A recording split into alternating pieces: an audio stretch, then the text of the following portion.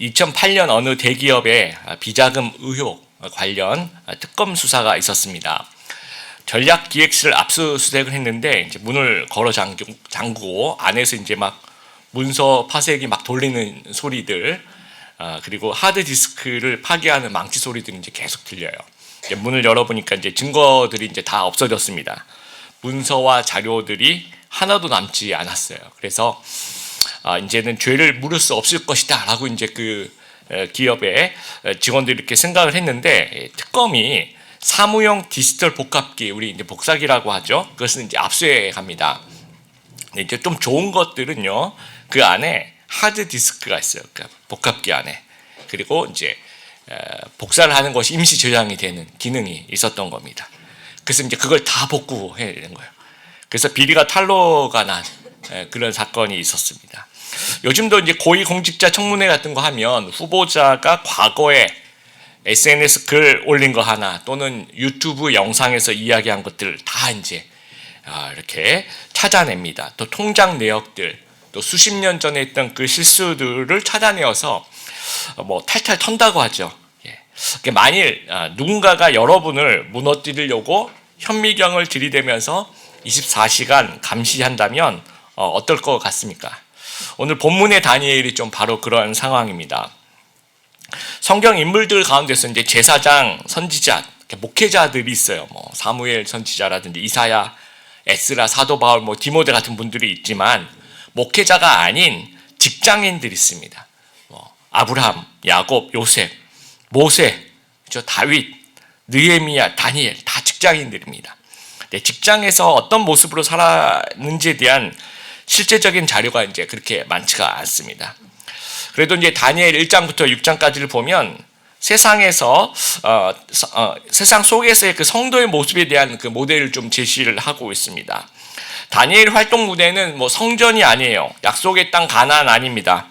이방 땅, 바벨론 땅, 또 페르시아에서 일어나는 그런 활동 무대에서 일어나는 일들입니다. 업무도 제사와 관계되는 또 종교적인 행사에 대한 업무가 아니라 일반 직업의 영역입니다. 공무원입니다. 제가 AI에게 페르시아에서 일하고 있는 다니엘의 모습을 좀 만들어줘 했더니 1분 만에 이렇게 똑딱 만들어졌습니다. 성도가 살아가는 현장도 마찬가지입니다.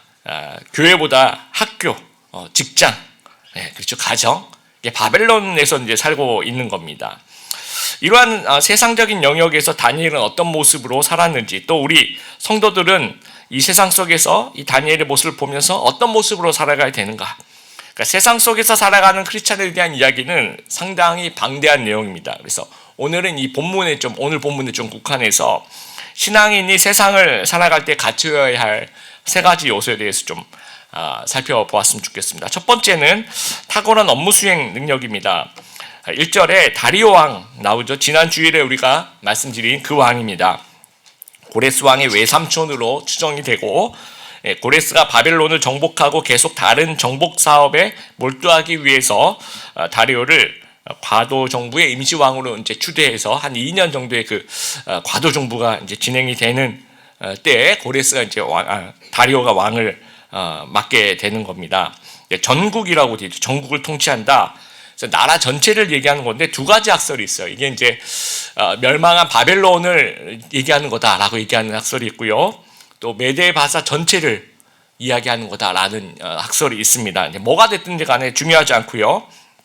이제 혼란한 전국입니다. 지금 그러니까 빠른 시간에 이제 재정비를 해야 되고 행정 체계를 정비해야 되는데, 이 다리오 왕이 120지역을 이제 나눴다는 거예요. 전국을. 그래서 거기 이제 고관 총독일 것 같죠. 그래서 120명을 이렇게 각각 세웠다는 거죠. 그리고 2절에 보니까 그 120명을 관할하는 3명의 총리를 그 위에다 세우는 겁니다. 그리고 이제 2절에 뭐라고 얘기하냐면 왕에게 손해가 없게 하려 하여라는 이야기가 있어요. 이건 이제 2가지 행정 업무에 있어서 120명을 전부 왕이 상대를 할 수가 없으니까 위에 이제 중간 관리자를 세우는 거죠.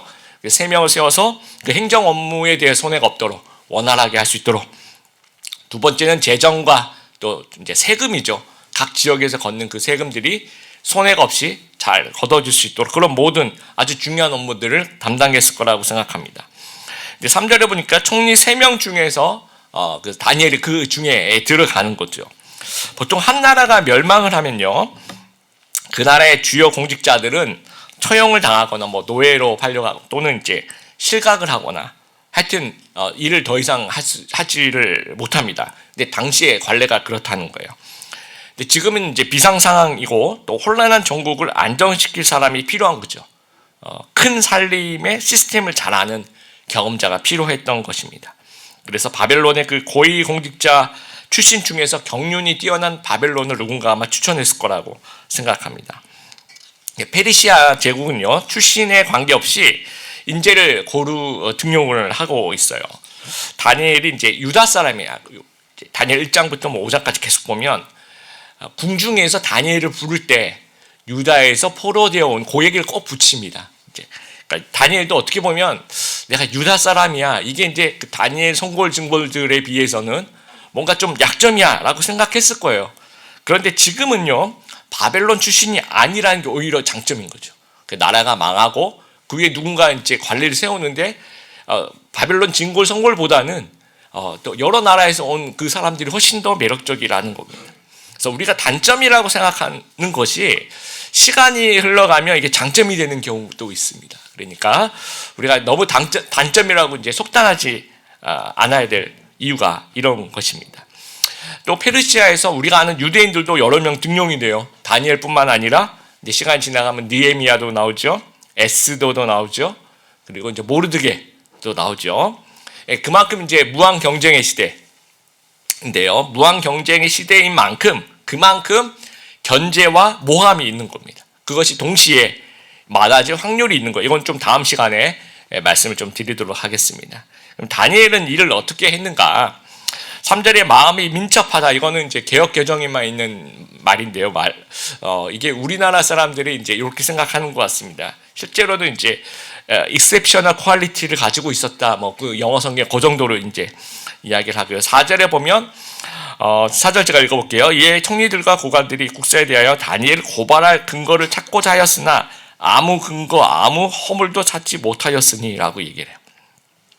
총리 3명 중에서도 가장 제일 뛰어났어요. 그래서 3절에 그 3명을 나눠서 이렇게 나라를 다스리도록 했는데 다니엘이 너무 뛰어나니까 다니엘 1명만 그냥 세워서 원톱으로 그냥 가자라고 이야기할 정도라는 겁니다. 아주 탁월한 업무 수행 능력을 가지고 있었다는 거예요. 이 부분을 우리가 좀 오해하지 말았으면 좋겠는데요. 우리가 전혀 실수가 없어야 된다 그 얘기를 하고 있는 건 아닙니다. 우리가 이제 이걸 좀 적용을 할 때 또 다니엘이 100% 완벽에 가까운 사람이었다 그렇게 또 생각되지는 않습니다. 제가 이제 몇 달 전에 교회를 오는데 운전을 하고 이제 저 외곽에 주차를 하고 이렇게 딱 내렸는데요. 보니까 제 신발이 캐주얼화를 신고 있더라고요. 제가 분명히 양복을 입고 구두를 신고 교회를 왔거든요. 내려서 보니까 제 신발이 구두가 아니더라고요. 여러분은 지금 안 놀라시는 거 보니까 늘 그냥 일상 속에서 늘 이제 그런 일들이 일어나서 안 놀라시는데 저 같은 사람은 굉장히 와, 내가 나이가 먹었구나. 엄청 충격적인 일이었습니다.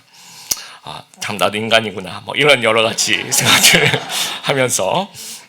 근데 그런 다니엘도 이제 이런 실수도 전혀 안 한 사람이었을까? 그렇지는 않았을 거라고 생각합니다. 그래서 다니엘의 그 이 탁월한 업무 추진 능력을 우리가 생각할 때 우리가 오해하지 말아야 될 것이 내가 1등을 해야 된다라고 하는 그런 구조는 아니라는 겁니다.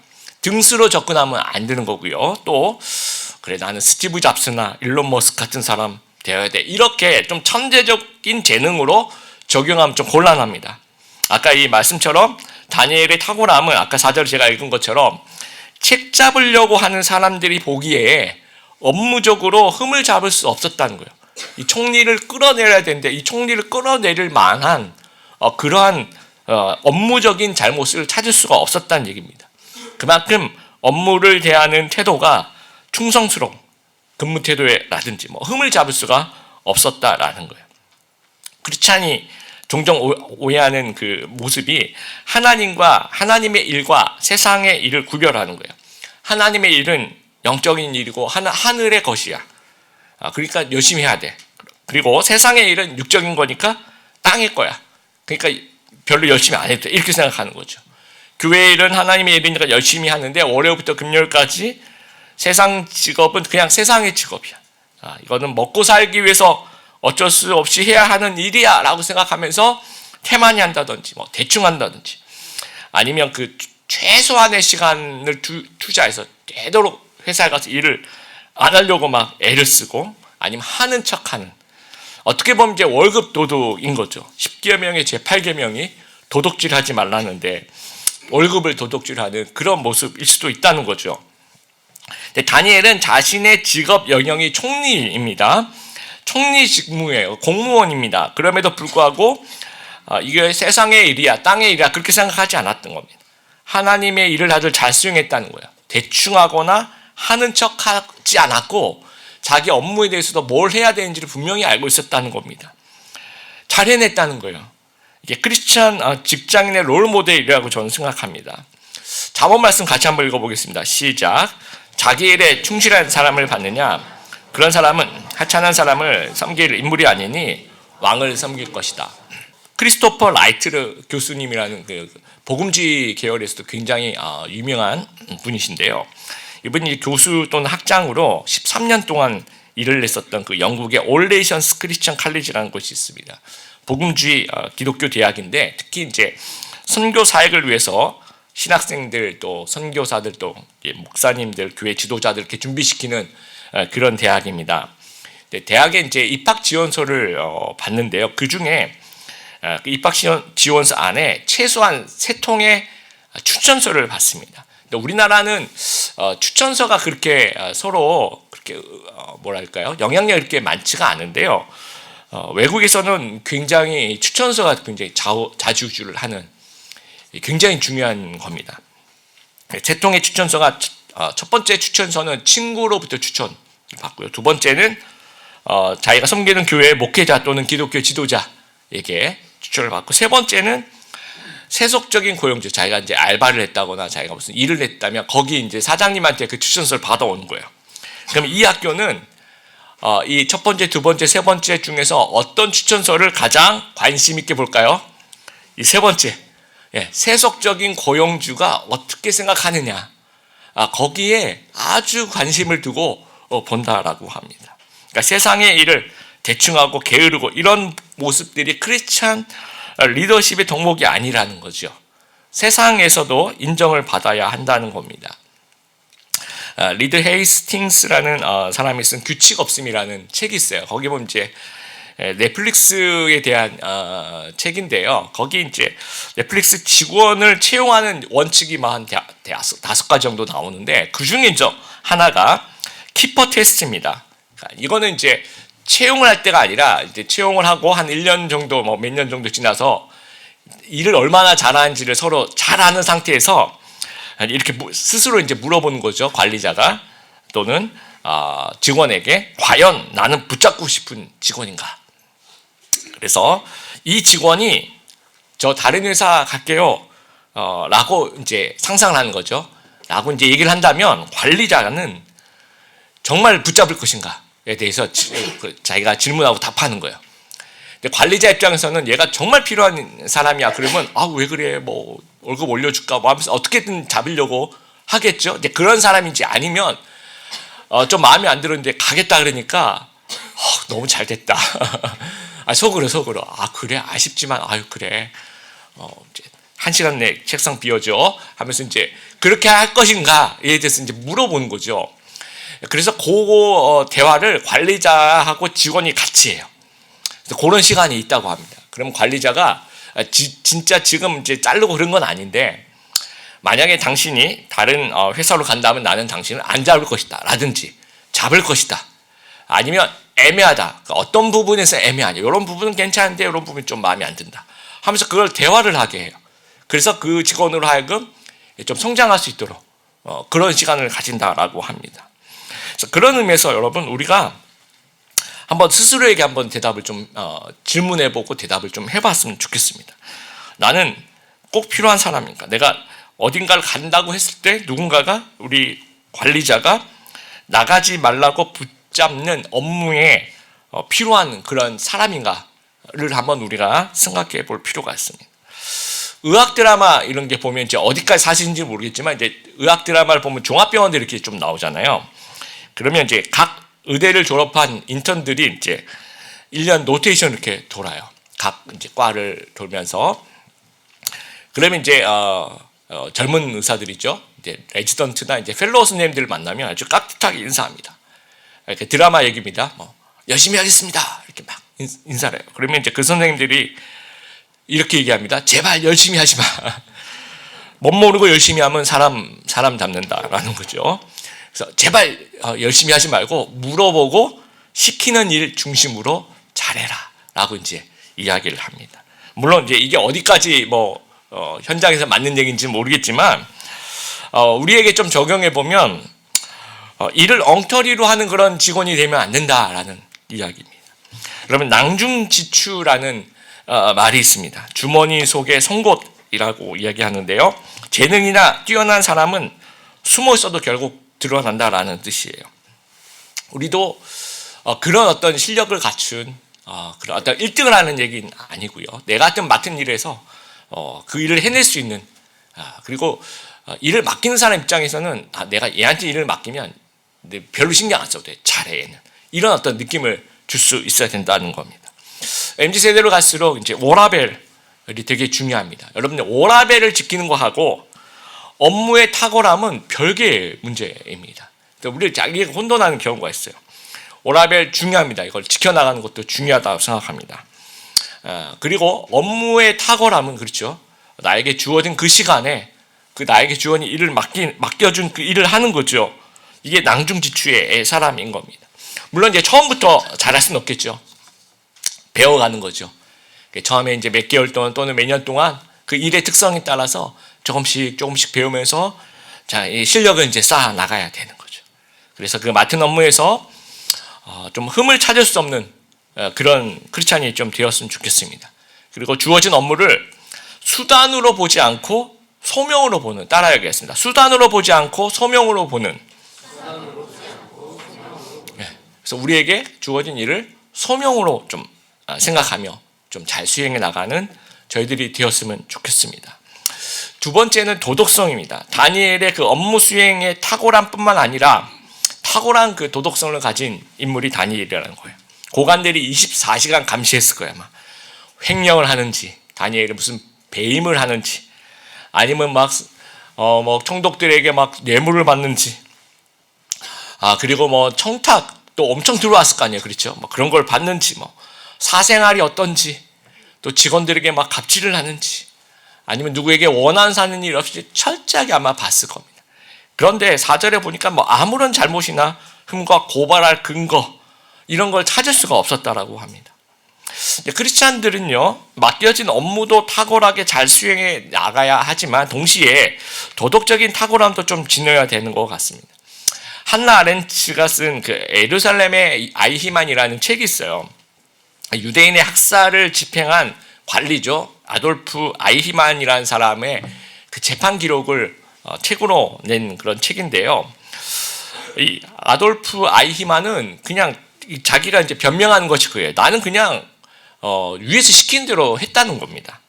나는 자신에게 맡겨진 일을 참으로 성실하게 부지런하게 잘 감당한 그런 관리였다는 거죠.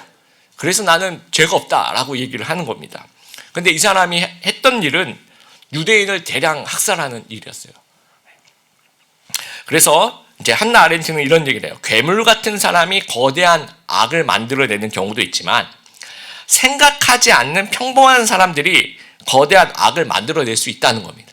생각하지 않는 평범한 사람들이 거대한 악을 만들어낼 수 있다는 거예요. 그래서 우리는 언제나 이 일이 옳은가 끊임없이 생각하는 거죠.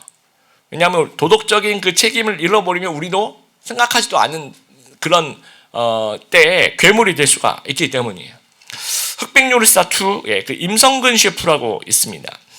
그 한식 대첩이라는 그 경연대회에서도 우승을 했던 사람이라고 합니다. 그러니까 등장만으로 엄청난 화제가 되었고 실제로도 큰 인기를 얻었습니다. 보시면 뭐 보신 분도 알겠지만 이제 캐릭터가 예능 캐릭터인데요. 아저씨 캐릭터 되게 털털하게 하시는데도 뭐 실력이 그렇죠. 아주 뛰어난. 그래서 그 당시에는 이제 비드라마 출연자 화제성 순위 뭐 이런 게 있대요. 거기 이제 상위 5위 안에 들 정도였습니다. 이 사건이 일어나기 전까지. 근데 여러분 아시다시피 이제 뭔가 유명해지면 이 사람이 옛날에 뭐 어떤 저질렀던 잘못들이 좀 드러나는 것 같아요. 그래서 이제 뭐 제보들이 있는데 음주운전을 5번 뭐 한 그 전력 또 다른 전과들이 막 이렇게 드러나기 시작하면서 그 다음부터 이제 방송 출연이 취소되거나 또는 그 동안에 촬영했던 방송 부분이 이제 편집이 되거나 그래서 방송 활동을 이제 전면 중단한 상태입니다. 여러분 이런 모습들을 보면서 이제 세상 사람들도 실력만을 보지 않는 시대를 우리가 좀 살아가고 있는 것 같아요. 도덕성도 좀 같이 고려하는 그런 시대에 우리가 좀 살아가고 있는 것 같습니다. 최근에 일어난 일입니다. 어느 부산의 이제 어느 교회 어느 목사님이 굉장히 유명하신 분이에요. 뭐 설교 말씀도 이렇게 들어보면 되게 재밌어요. 막 유머러스한 그리고 이제 말솜씨도 이렇게 화려하고 기독교 방송도 굉장히 많이 나오시고 대중의 인기를 끌고 있는데 이제 최근에 녹취록이 공개가 됐는데 이분이 이제 교회에서 부교육자들한테 이제 욕설과 폭언과 위협을 하는 그 녹취록이 이제 공개가 됐는데요. 저는 뉴스 기사에서 뭐 글로 쓴 걸 몇 개를 읽었는데 굉장히 좀 뭐라 그럴까 목사님이 부교육자에 대해 하는 말투가 아니라 조직 폭력 보스가 부하들에게 하는 듯한 이제 엄청난 그 어떤 입에 담을 수 없는 그런 것들이 이렇게 전달이 되는데 이게 이제 한 번 실수면 사람이 또 그럴 수 있다라고 볼 수 있는데요. 한 번 실수가 아니라 이제 늘 있는 그 상습적인 모습이라서 그렇게 힘들었던 사람들이 이제 그걸 다 터뜨렸던 것입니다. 그래서 이분이 이제 그 속해 있는 교단의 그 부총회장이래요. 부총회장이면 가만히 있으면 그냥 총회장 되는 겁니다. 그러니까 부총회장 할 때만 선거를 하고요. 1년 지나면 총회장 그냥 자동으로 이렇게 올라가는 그런 시스템인데 지금 현재 부총회장인데 이제 사임을 했고요. 몇 주 전에 담임 목사직도 사임을 하게 되었습니다. 굉장히 충격이었는데요. 불명예 퇴진이었던 거죠. 그러니까 실력은 아주 좋지만 도덕성을 갖추지 못하면 더 이상 영향력을 발휘하기가 좀 힘든 그런 시대를 우리가 좀 살아가고 있습니다. 제가 되게 좋아하는 작가가 있어요. 필립 얀시라고 전 세계적인 베스트셀러 작가입니다. 놀라운 하나님의 은혜. 이 책 정말 저는 은혜롭게 읽었습니다. 근데 올해 1월 6일에 미국의 이제 크리스천니티 투데이라는 아주 영향력 있는 그 매거진이 있어요. 거기에다가 이제 자기가 이제 성명을 발표를 했는데 지난 8년간 한 기혼 여성과 불륜을 맺어왔다라고 이제 충격적인 얘기를 하는 거. 이분도 그러니까 기혼자이시고 또 그 여성분도 또 결혼을 한 양쪽 다 가정이 있는 상태에서 8년간 불륜을 맺어온 것은 이제 스스로 이제 고백을 하는 겁니다. 그러면서 모든 집필과 강연과 소셜 미디어 활동을 이제 모두 중단하고 은퇴를 하겠다 이제 선언을 하신 거예요. 근데 기독교 진영에도 그냥 큰 상처인데 그분의 책을 읽으면서 신앙을 형성했던 사람들한테도 굉장히 충격이었습니다. 저 개인적으로도 이분의 그 놀라운 하나님의 은혜라는 그 책을 읽으면서 성경에서 좀 깨닫지 못했었던 그 은혜가 무슨 뜻인지에 대해서 감을 좀 잡았었던 그런 어떤 영향력을 주었던 그런 분인데 이제 이분의 책을 더 이상 그 이후에 이제 쓰시는 그 책에 대해서는 더 이상 읽을 수 없다는 그 생각이 굉장히 충격이었어요. 그러니까 도덕성의 이 문제는요, 사탄이 끊임없이 우리를 유혹하는 부분이 있어요. 왜냐하면 그렇게 해서 우리가 하나님의 일을 못하도록 계속 방해를 하는 겁니다. 그렇기 때문에 우리 크리스찬들은 더욱 힘써 이 부분을 좀 지켜나가야 되는 사명이 우리 안에 있지 않을까 생각합니다. AI 시대인데요. 챗GPT가 이제 할루시네이션이라고 합니다. 여러분 멀쩡히 이제 거짓말하는 거 여러분 한번 경험해 보신 적 있으시죠? AI와 대화하다 보면 미국의 그 응급의학과 전문인 파우스트 박사가 AI랑 이제 서로 대화를 하면서 뭐 늑연골염이라든지 폐색전증이라든지 이런 증상과 진단에 대해서 서로 이제 의견을 막 주고받고 있었대요.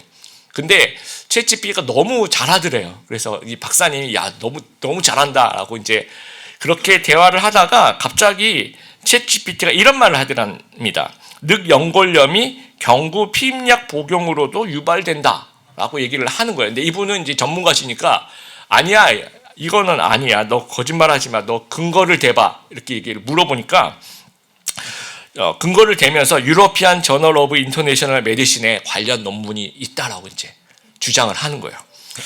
근데 그런 논문이 어디 있어? 더 정확하게 얘기해봐. 그랬더니 저자 이름과 발행 연도와 논문 번호까지 다 들어가 있는 링크를 보내주더라요.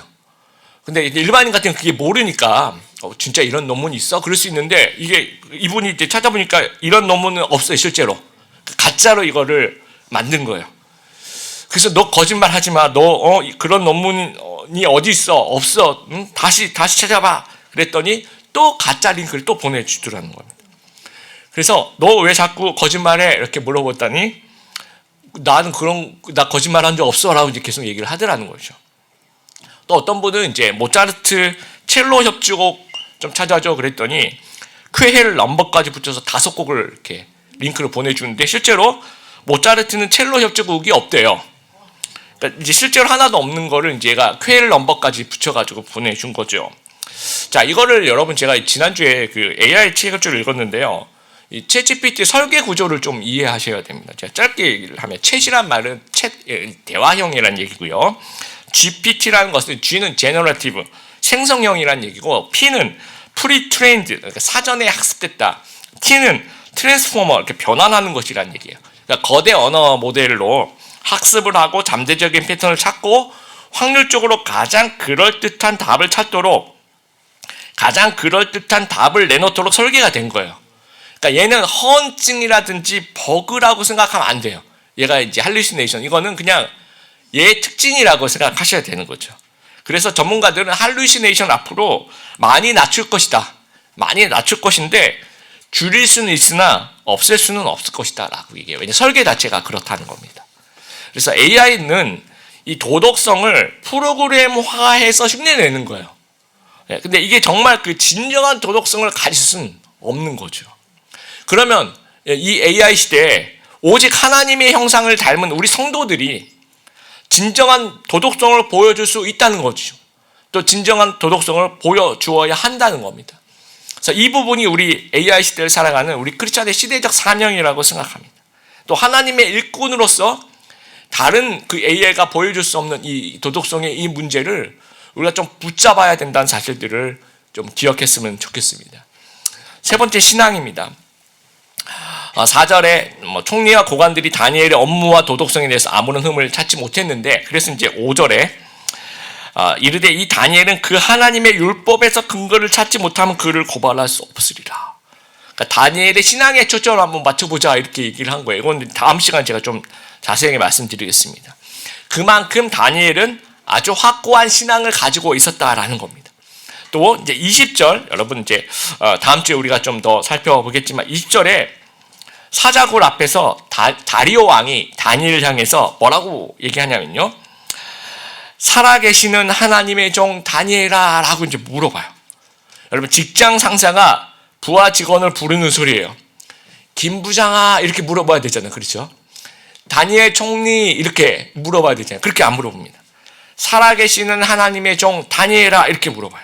그러니까 다니엘은 페르시아의 신하, 페르시아 고위 관리이면서 동시에 하나님 회사의 직원인 거죠.